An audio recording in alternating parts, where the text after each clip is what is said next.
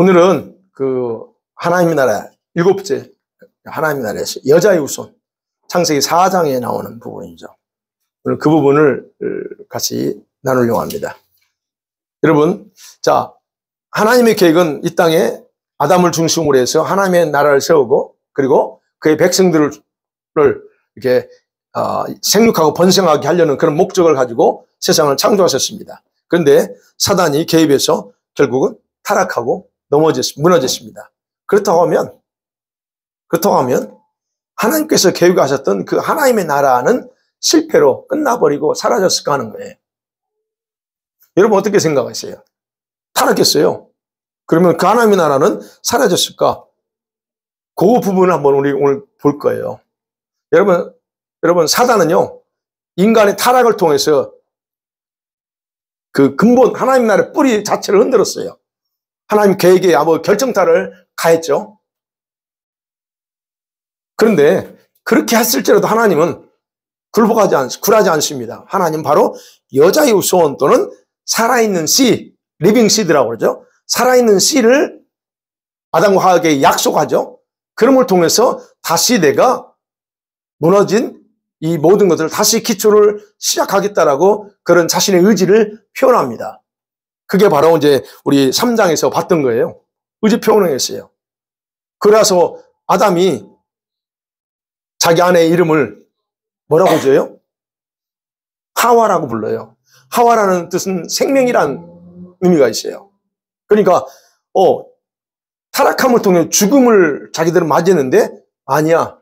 하나님이 우리에게 이 구원의 약속을 통해서 생명이 온다고 하는, 그러니까 하와 이름, 자기 아내 이름을 생명이란 이름으로 이렇게 부르면서 하나님의 약속, 이 씨를 그대로 받아들이는 거예요. 그 의미가 있다는 얘기예요. 그리고 4장에 와서 하와가 아들을 낳잖아요. 낳으면서 뭘 제일 먼저 생각했을까? 하나님이 약속했던 그 후손이 이루어진다라고 생각하고, 그리고 그 아들을 낳음을 통해서 이 하나님은 신실한 분이라는 것을 확증해, 본인이 그 자신에 대해서 확증합니다. 여러분, 하와는 이제 가인이 그 약속의 후손이라는 걸 믿어요. 그렇기 때문에 그때 환호성을 지르는 거예요. 오늘 4장 1절을 봐요. 4장 1절. 성경은 안 읽었지만 창세기 4장 1절 같이 볼까요? 시작. 아담이 그 아내 하와와 동침하며 하와가 임신하여 가인을 낳고 이르되 내가 여호와로 말미암아 득남하였다 하니라. 아멘. 이 말이 금이에요. 자기가 아들을 낳는데 이거는 그냥 아들이 아니라는 거예요. 드디어 하나님이 내가 속아서 당한 하나님과의 모든 관계 끊어졌죠. 그리고 모든 권세 다 사단한테 뺏겼어요. 그런 것에 대해서 우리 하나님이 이 세상에 대한 구원의 약속을 드디어 금방 성취하는구나 라고 억셉트해요. 그래서 바로 이 아들 태어난 가인, 이 아들이 인류를 구원할 아들이야 라고 그렇게 받아들여요. 그래서 말합니다. 이는 여호와로 말미암아 태어난 아들이야 라고 하는 거예요. 여러분, 하와는요 자신의 어리석음 때문에 타락했지만 드디어 하나님께서 이렇게 회복시킨다고 하는 일을 곧바로, 그것도 멈추지 않고 곧바로 자기를 통해서 일한다는 것을 굳게 믿습니다. 그럼 믿는 건 자유죠. 근데 우리가 4장에 보면 어떻습니까? 이 아담 부부의 믿음이 시험을 받기 시작합니다. 자녀는 가인만 있는 게 아니에요. 성경에 두 인물 나오지만 그 외에 자녀들이 있어요.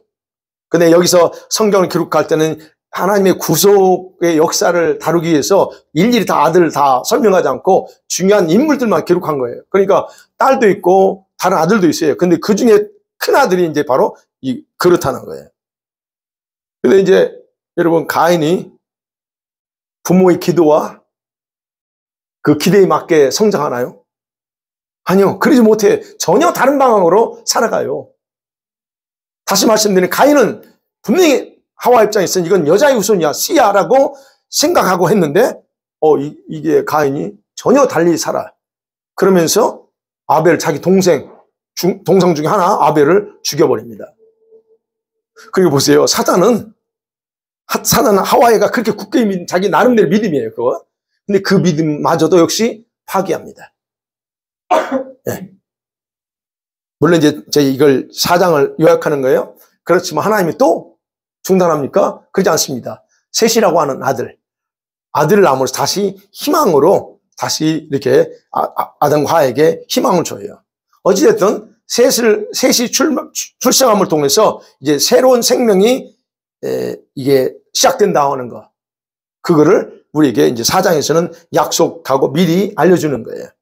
그러니까 한 생명이 그 아벨, 하나님의 그 신실했던 믿음의 그런 아들이었던 아벨이 죽으니까 그걸로 끝나지 않고 셋을 다시 보내줌을 통해서 뭘 의미하냐면 죽음을 통해서 또 다른 생명. 즉, 이제 약간 조금 이제 영적으로 해석하면 예수님의 승리의 부활을 바로 여기서 말하고 있다라고 그렇게 또 해석을 합니다. 그러나 그것까지는 뭐 생각 안 하셔도 돼요. 자, 그러면 첫 번째로 생각할 게 이 창세기 4장에는 두 종류의 씨가 등장해요. 두 종류의 씨. 여러분, 타락한 이 아담의 피 속에 사망과 저주가 흐르고 있어요. 그렇죠? 사망과 저주가 흐르고 죄로 인한 악한 모든 것이 사실 그 블러드에 들어갔어요. 그리고 아담은 하나님께서 죽으리라, 너 절대 죽으리라고 했던 그 죽음의 의미를 알았을까? 정확하게 이해하지 못하고 살아갑니다. 왜요? 아직 자군자잖아요. 와이프하고. 그러니까 죽음이 뭔지 도대체 이해가 안 돼요. 그렇지만 살아가는 거예요. 그것도 자기들이 그 저지른 죄악이 어떤 결과로 자기 후손들에게 앞으로 태어날 후손들에게 어떤 결과가 나타날 것인가를 전혀 상상할 수가 없는 가운데 그냥 이제는 살아가는 겁니다. 근데 아담과 하와에게 첫 아들 가인이 이렇게 특별한 축복을 받고 또 태어납니다. 그러니까 하와는 그렇게 고백할 수밖에 없었던 거예요. 이거는 축복 중에 축복이다. 왜요? 왜 그렇게 생각했을까? 아담과 하와가 그거는 그들이 죄로 인해 쫓겨났잖아요. 쫓겨난 이후에 시작된 새로운 삶에 대한 하나님의 은총이 바로 그 아들을 통해서 받았다라고 그렇게 믿었고 또 하나님도 그렇게 그런 은총의 씨앗으로 이렇게 주었었기 때문에요. 추방당했을 때 씨에 대한 약속도 하셨기 때문에 그것이 바로 그 가인에 태어난 것은 그들에 대한 축복 중에 하나다라고 볼 수 있는 거예요. 그래서 하와가 이름을 큰아들을 태어날 때 하나님으로부터 받았던 거예요. 뭐요? 가인이라고 하는 거. 가인의 뜻이 뭔 줄 아세요? 얻었다는 거예요. 여기서 여호와로 말하면 득남했다, 얻었다는 거예요. 이거는 결국 하나님께서 두 사람에게 자신을 나타내시고 성취하시는 하나님이에요. 그 아담과 하와에게 성취하시는 그런 첫 사인이에요. 그래서 이건 내가 너한테 주는 선물이야 이런 식으로 사인으로 줬다는 겁니다.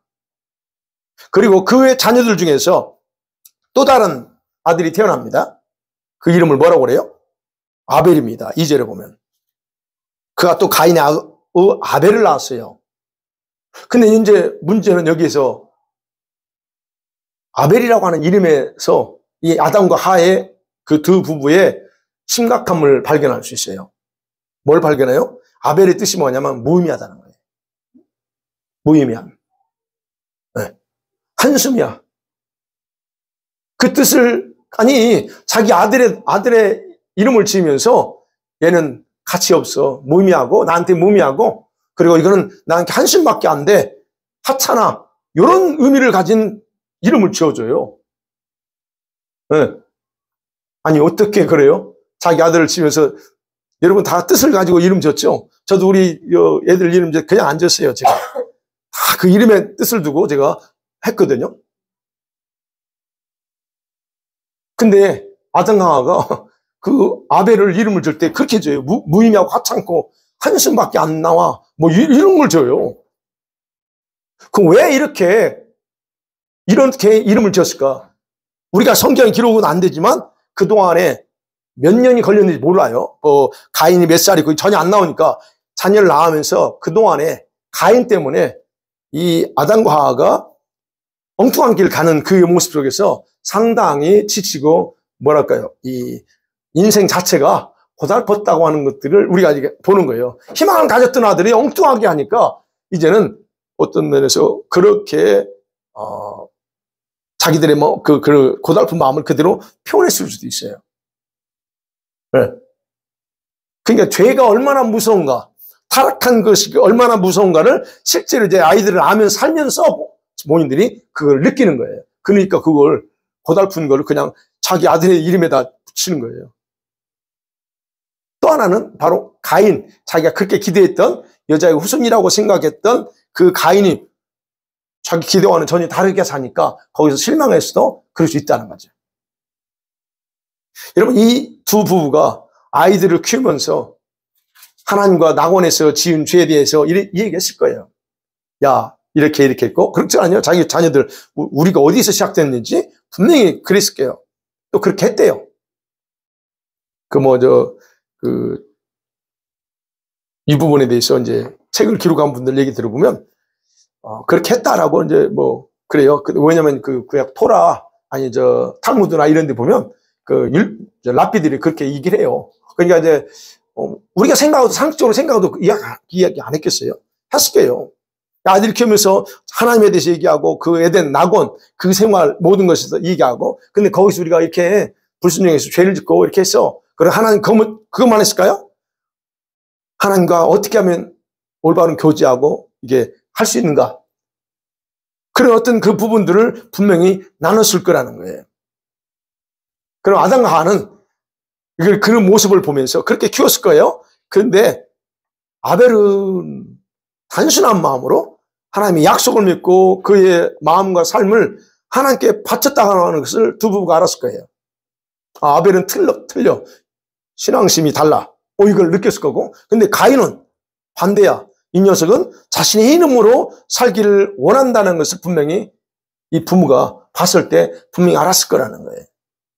그러면 가인의 마음의 중심은 분명히 엄마 아빠가 얘기한 너는 약속의 아들이야 라고 했던 그런 어떤 하나님의 약속을 무시하고 그리고 우리는 구원받아야 돼 라고 했던 그 구원의 필요성을 그는 거부하고 느끼지 못했을 거라는 거예요. 우리가 이제 그걸 본문에서 나오지는 않지만 우리 예측해야 돼요. 그러면 그것뿐만이 아니라 이 두 부부가 그것만 했겠어요? 자녀들에게 아까 말씀드렸죠.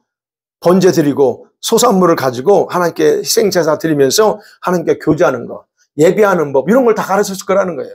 그러니까 오늘 제사 드리는 걸 나오잖아요. 그러니까 희생제사는 하나님 앞에 어떻게 드려야 되냐? 진짜 순수한 마음, 진실한 정직한 마음으로 드려야 된다라고도 분명히 했을 거예요. 왜요? 아담과 하와는 하나님으로부터 그런 것에 대해서 분명히 교육 받았을 거기 때문에 그대로 가르쳤을 거라는 거예요. 예. 그러면 그렇게 이제 해서 그래서 여기에 나오잖아요. 아벨도 제사 드리고 가인도 제사 드려. 그러면 이 두 사람 하는 게 아니고 아담도 했을 거라면 그런 모습을 보니까 그렇게 제사 드리는 거 보니까 마음 중심을 하나님이 이게 이제 자녀들이 아빠 엄마가 하나님 앞에 진실하게 예배 드리는 모습을 보고 본받기도 하잖아요. 그러니까 그런 모습을 보고 하나님은 마음 중심을 다했을 때 하나님이 기쁘게 받으시는구나 라고 하는 것을 가인과 아벨도 분명히 봤을 거라는 거예요. 그럼 우리가 여기서 예측하는 건 아벨은 자기 부모처럼 그렇게 하나님의 제사를 드렸다는 거예요. 오늘 내용이 그래요. 그런데 가인은 어떻게 해요? 가인은 믿지 않았기 때문에 자신의 마음을 드리지 않은 겁니다. 자신의 힘으로 살려고 했어요. 그러니까 그렇게 계속적으로 하다 보니까 가인 속에 있던 아담으로부터 받았던 죄의 그거 있잖아요. 가인 속에도 있습니다. 근데 그 가인 속에 있던 죄의 속성이 계속적으로 점점점 강하게 작용하면서 결국 아벨을 정말 하나님께 진실하게 예배하는 그 모습을 보면서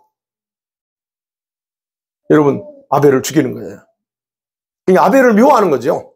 그리고 믿음으로 사는 것에 대해서 그리고 또 하나님의 약속에 대해서도 점점점 속에서 불만이 터져나오기 시작한 거예요.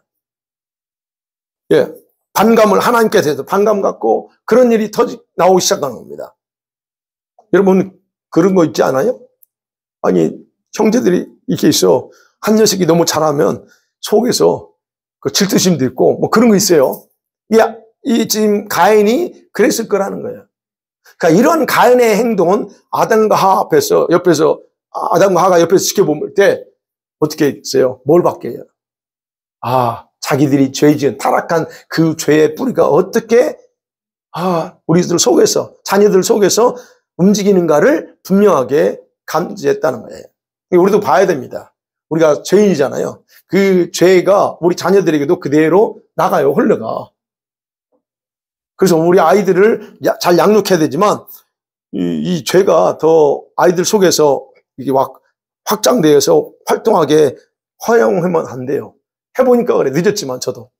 늦었지만, 그런 것들을 허용하면, 마음 아픈 그런 일이 발생하더라. 우리 아이들이 지금 그래서 많이 좀, 중점적으로 해야 돼요. 어제 제가 그 기도하기 전에 이런 얘기 했잖아요. 여기서 우리 선생님들은 못 들었어요. 오늘 그래서 다시 한번 얘기하려고 했어요. 여러분, 여기 시애틀, 워싱턴 주에서 그 주정부에서 법안을 통과시킨 거, 통과시킨 거 못 들었죠? 네. 여러분, 이걸 통과했어요. 그 주정부에서 뭘 통과시키냐면, 18세 미만의 아이들이 성전환, 트랜스젠더로 자기가 그 정란을 하면 수술해야 되잖아요.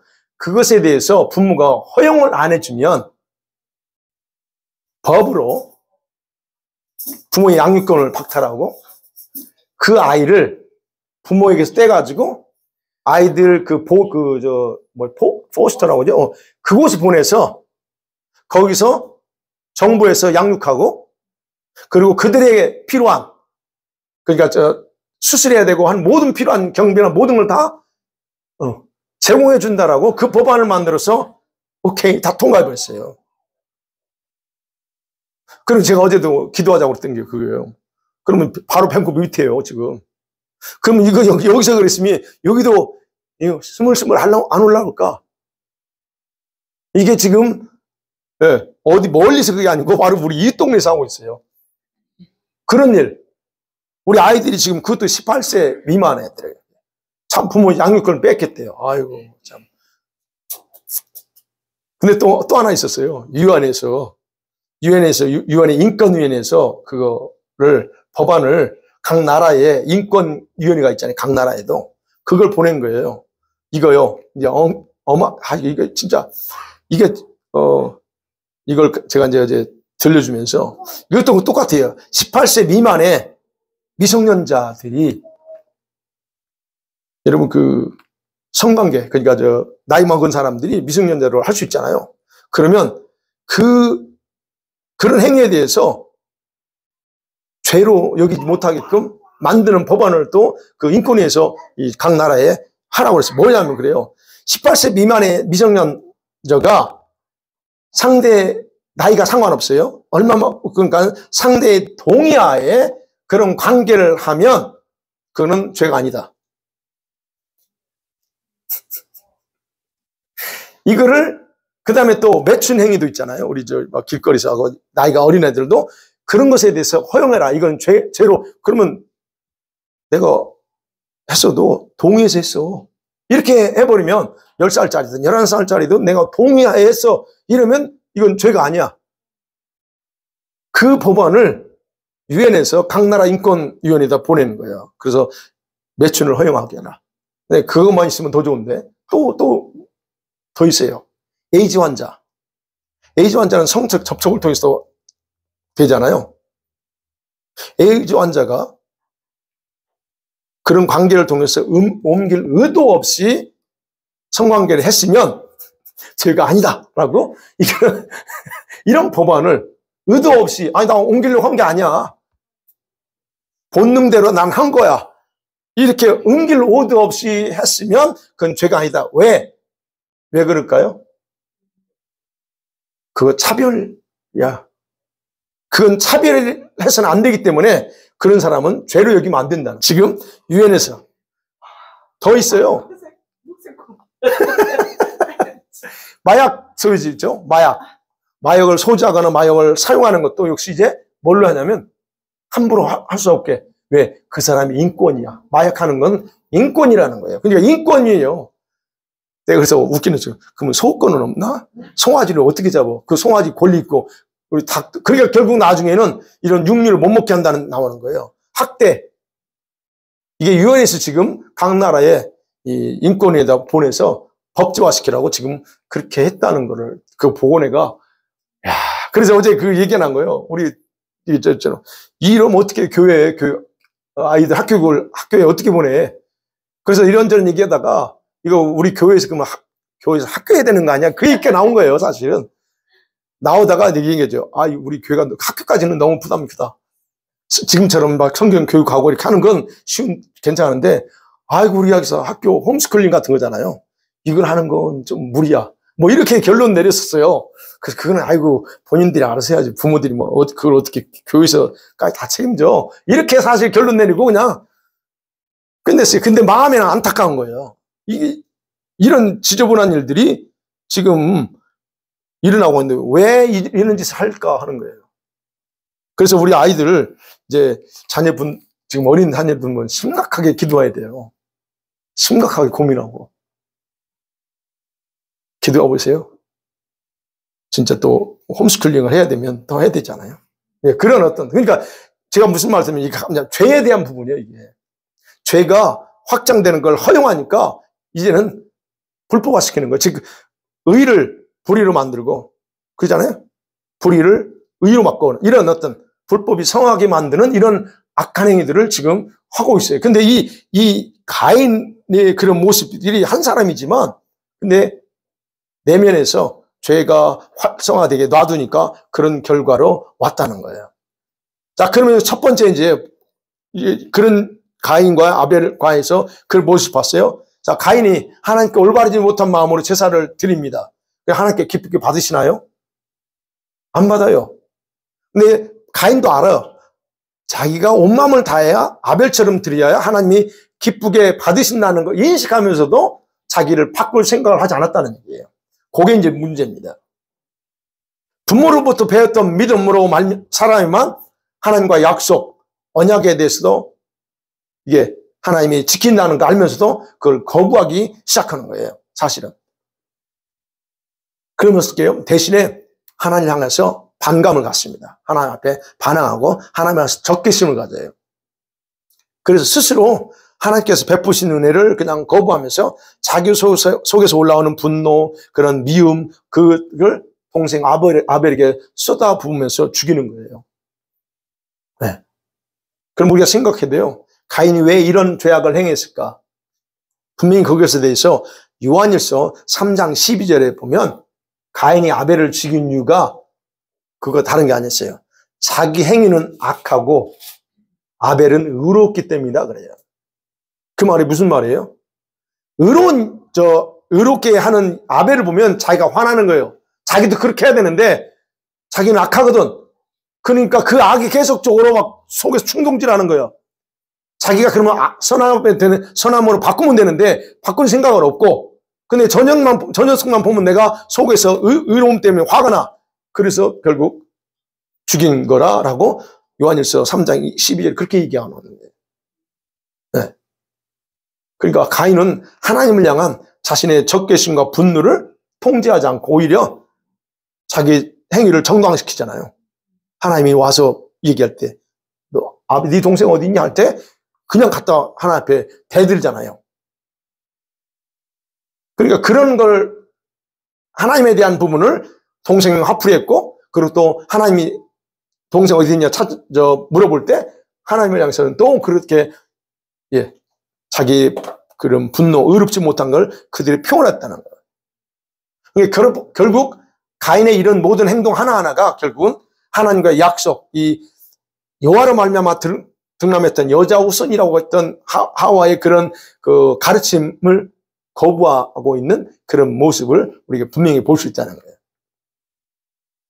거예요. 그렇죠. 우리가 자녀들이 참 클 때는, 어렸을 때는 잘 부모의 말을 듣지만 이제 크면서 이 아이들이 변하니까, 그래서 지금 우리가 안심해서는 안 된다는 거예요. 지금 아이들 지금 열심히 하는 것 할지라도 안심해서 안 된다는 거예요. 그래서 계속적으로 아이들한테 말씀으로 계속, 그래서 좋은 릴레이션십을 가지면서 해야 될 필요가 있는 거예요. 조금만 틀어지면 누구한테 가요? 학교 가면 자기를 이해해주고 자기 말을 다 들어주는 친구가 있어요. 그러면 친구한테 가버려요. 그렇게 가요. 네. 그러니까 가인은 자기 엄마 하와에게 자신에 대한 모든 얘기를 들었어. 근데 그걸 받아들이지 않고 거부하고 자신의 악을 절제하지 않고 그런 엉뚱한 짓을 하는 겁니다. 자, 그렇게 이제 가인이 아벨을 죽이고 나자 하나님이 심판이 선포되죠. 그 심판을 선포합니다. 참 인간이 얼마나 어리석은지 봐요. 심판 선언하니 그때서 두려움 가져요. 그렇죠? 심판을 선언하고 하니까 그때 큰 두려움에 빠집니다. 어떤 두려움이에요? 자기가 죽을 거에 대한 두려움을 가져요. 자기가 동생을 죽여놓고 이제서 자기가 죽음이라는 게 뭔가를 거기서 알아요. 아니, 죽였어. 그 죽였는데 그 죽임이 뭐냐? 동생이 아무것도 움직이지 않네? 네, 이게 죽음이구나. 생명이 떠나버렸다는 걸 그때 본인이 알아. 그러고 나서 하나님이 심판이 선언되니까 자기 자신에게 이제 그 죽음에 대한 두려움이 올려요. 그래서 그랬잖아요. 아이고, 너무 큽니다. 네. 14절에 있잖아요. 나 만난 사람이 나를 만나는 사람 나 죽일 수 있습니다. 그게 두려워요. 그럽니다. 가인이 그런 하나님의 심판 앞에서 은혜를 구하는 거예요. 그게 나는 동생을 죽였지만 나는 좀 살려주세요. 라고 하는 거예요. 하나님의 은혜를 구합니다. 근데 하나님이 얼마나 감사하니 또 그에게 그의 요구대로 은혜를 베풀어줘요. 자, 근데 중요한 것은 여기서 가인과 아벨은, 가인과 하나님은 더 이상 대화가 없어요. 끊겨버립니다. 영원히 단절돼요. 하나님이 마지막 은혜를 베풀어주면서 그걸로 끝나요. 그 후에 어떻게 돼요? 가인은 하나님의 언약의 관계에서 벗어나서 에덴 동쪽 어디상에 놋 땅에 가서 그가 성을 짓고 삽니다. 더 이상 하나님의 은혜로 살 수 없는 백성으로 스스로 떨어져 나가버린 거예요. 그래서 어떻게 합니까? 그가 17절에 한번 17절 창세기 4장 17절 봐요. 그 어떻게 떠나서 어떻게 생활하는가? 시작. 아내와 동침함에 그가 임신하여 에녹을 낳았는지라 가인이 성을 쌓고 그 아이들의 이름을 성을 에녹이라 하더라. 그가 자신의 그 두려움을 극복하려고 자신만의 성을 쌓는 거예요. 쌓아가요. 거기서 그걸 라멕을 포함해서 많은 후손을 낳았어요. 그 중에 근데 이제 또 여기 요약돼 있어요. 그 중에 라멕이 가인의 족보에서 가장 두드러진 인물로 또 등장합니다. 이 라멕은 가인보다 더 복종이야. 네. 라멕이 두 아내를 취하고 최초의 일부 다처제를 만든 사람이에요. 그리고 그의 후손들은 많은 문화, 발전된 문화를 해요. 문화를 발전시켜요. 그래서 지금 보면 그의 후손들 중에서 그렇죠. 야발, 야다, 그렇죠? 라멕이 야발을 낳습니다. 유발을 낳고 두발가이 낳습니다. 근데 이들이 뭐 어떤 조상이 되고 그래요? 야발은 양을 몰고 다니는 목자의 조상이 되고 유발은 악기를 개발해서 연주하는 악사, 음악가. 그 다음에 두발가이는 뭡니까? 구리와 쇠를, 그러니까 그 시대의 구리가 뭔지, 쇠가 뭔지를 이 친구들이 발견하는 거예요. 그리고 그거를 다루는 최초의 오늘 식으로 하면 대장장이라고 표현할 수 있어요. 그런 일을 해요. 그러니까 거기서 무기가 나오는 거죠. 이러는 문화예요. 이건 하나의 그때 문화. 결국 뭐냐면 죄악으로 오염된 생활을 그 속에서 만들어낼 수 있는 그런 조건으로 이렇게 그들은 문화를 발전시켰어요. 그런 모습을 가인의 후손에서 발견된다는 거예요. 근데 이제 결론은 그겁니다. 가인의 후손이 이런 문화를 발전시켰어요. 그런데 그 문화가 하나님을 섬기기 위해서가 아니고 하나님으로부터 독립되기 위해서, 하나님으로부터 멀어져 있고 단절되어 있으니까 이제는 자기들만의 그런 삶을 구축하여 나가야 되니까 그런 문화를 만들었다는 거예요. 이게 지금 여기서 4장에서 생각하고 찾아볼 수 있어요. 자, 그런데 이제 하나님이 아벨이 죽었습니다. 그런데 하나님이 거기서 끝나느냐는 겁니다. 그렇지 않습니다. 셋을 출생시킵니다. 그래서 새로운 희망을 줘요. 예. 그게 이제 25절, 26절 나오죠. 셋을 나옵니다. 자, 아벨의 죽음과 가인의 영적인 타락으로 아담과 하와는 혹독한 연단을 받는 거예요. 이제 부모 입장에 보자고요. 얼마나 아담과 하와가 고통스러웠을까. 분명히 여자의 후손, 그 후손이라고 믿었던 아들이 그것도 그렇게 악한 모습으로 변질되는 그 모습 보고 두 부부가 어땠을까요? 더 나아가서 그는 하나님의 약속도 믿지 않고. 자, 그런데 그래도 아벨에게 희망을 뒀는데 아벨은 죽었어요. 근데 하와가 다시 진짜 참 생명을 낳죠. 그래서 25절에 있습니다. 아담이 다시 자기 아내가 동침함에 그가 아들을 낳아 그 이름을 셋이라 하였으니 이는 하나님이 내게 가인이 죽인 아벨 대신에 다른 씨를 주셨기 때문이다 라고 해요. 여기서 바로 다시 하나님 앞에 희망을 가져요.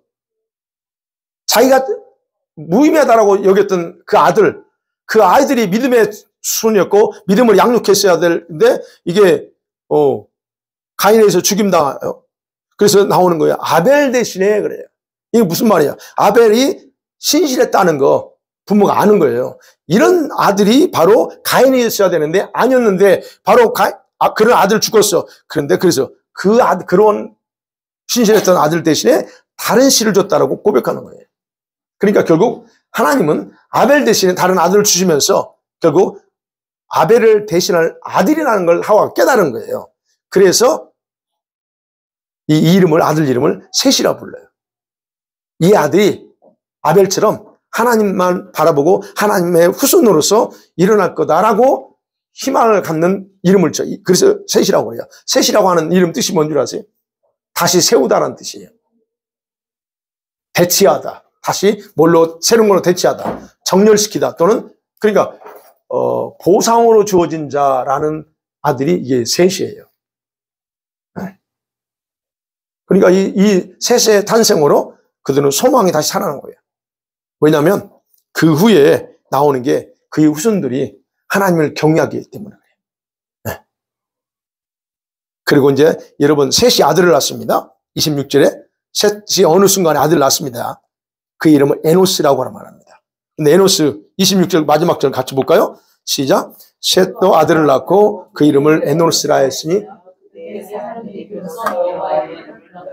예, 여기서 중요한 거예요, 지금. 이 셋이라고 하는 아들이 등장하고, 그러면서 짧게 그냥 한 절로 나와요. 이 셋의 후손들, 에노스가 나와요. 자, 몇 년 흘렀는지 정확히 알 수 없지만, 그때부터, 에노스가 태어난 이후부터 사람들이 함께 모여 살기 시작합니다. 흩어지지 않고 모여 살면서 뭐라고 그랬어요? 여호와 이름을 불렀다 그래요. 여호와 이름 부르기 시작했어요. 그전에는 개인적으로 했을 수 있어요. 아담과 하와가 가르쳤으니까. 근데 이제 개인적으로 하지 않습니다. 모여서 예배합니다. 그렇죠. 이게 최초 예배의 예배의 시초라는 거예요. 오늘날 공동체의 어떤 예배의 시초라는 거예요. 그러니까 왜 아벨 말고 셋이 중요하냐? 이런 아담을 통해서 그 믿음의 그 족보를 써나갈 후손이기 때문에 그래요. 그래서 희생제물, 그러니까 여기는 안 나오지만 그는 계속적으로 희생제사 드려요. 화목제도 드리고 여기서는 화목제는 뭐니 안 나와요. 그러나 가인과 아벨이 드렸던 것처럼 이런 계속 제사를 드리면서 제사 의식을 통해서 하나님을 경외하는 일이 계속적으로 있었다는 얘기예요. 그런 것들을 그걸 어떻게 알 수 있어요? 아브라함도 그렇게 했잖아요. 그러면 그게 보편적으로 있었다는 거예요. 근데 그 일이 바로 셋의 족보를 통해서 지속적으로 유지되어 나가는 거예요. 근데 가인의 후손은 반대로 나가는 거죠. 바로 그런 부분에서 두 종류의 씨가 등장한다는 것을 보는 거예요. 자, 결론적으로 말씀을 이제 맺어봐야죠. 자, 여러분, 가인과 아벨. 참, 초기에는 하나님이 이 두 종류의 씨를 소개했어요. 이 두 종류 아들. 여자의 후손으로 기대했던 가인은 악의 뿌리가 되어버리고, 한심 있고 무의미한 그런 아들이다라고 생각했던 아벨은 오히려 더 하나님을 경외하는 자의 대표가 되죠. 그런데 또 사탄이 가만히 있나? 하나님께서 그 아벨을 통해서 믿음의 후손을 세울 것을 방해하기 위해서 또 그를 죽이게 됩니다. 자, 이 사건을 여러분, 이 사건을 통해서 우리가 생각할 것은 앞으로 인류는 악인에 의해서 의인들이 박해당하는구나 라고 하는 것을 다시 한번 여기서 확인시켜요. 네. 여러분, 그래서 아벨의 죽음은 그래서 오늘날로 얘기하면 믿음 때문에 억압받고 핍박보다 죽임당한 모든 인류를 대표한다라고 그렇게 이제 학자들은 그렇게 해석합니다. 예. 그뿐만 아니라 그걸로 끝나지 않아요.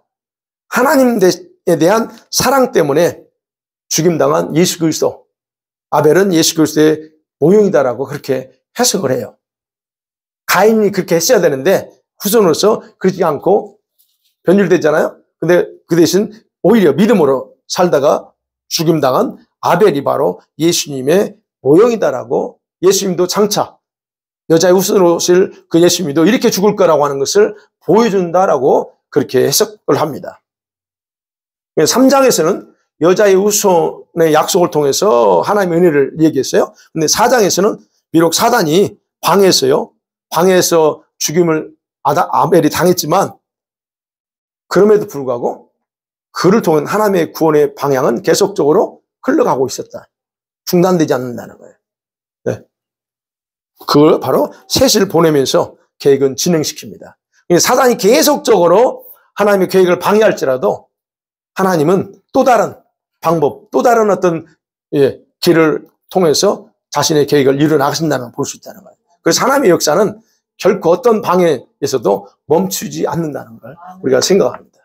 그게 바로 하나님의 계획이죠. 우리 삶 가운데도 마찬가지예요.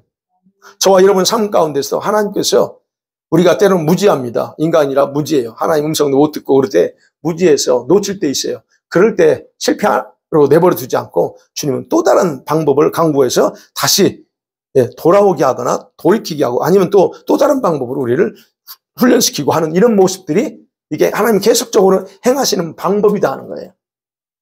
그러니 여러분 하나님의 자녀가 된다고 하나님의 자녀가 선택됐다는 것이 얼마나 큰 은혜의 복인지 모릅니다. 예, 그 하나님이 앞으로 모르겠어요. 아까도 얘기한 이런 이 마지막 때 우리 아이들을 위해서 어떤 일을 해야 될지 이런 것에 만약에 하나님이 우리에게 대안을 제시해 주면 우리 또 가면 되죠. 따라가면 되죠. 그래서 그걸 기도해야 된다는 거예요. 그래서 하나님은 어쨌든 좋으신 분이고 그래서 그분이 가르쳐 주시는 게면 오늘도 성경 공부 때 그랬어요. 그냥 이해하고 가는 그런 모습으로 우리 모두가 그렇게 자신을 준비했으면 좋겠습니다. 아멘. 이 시간에 또 말씀 생각하면서 기도하죠.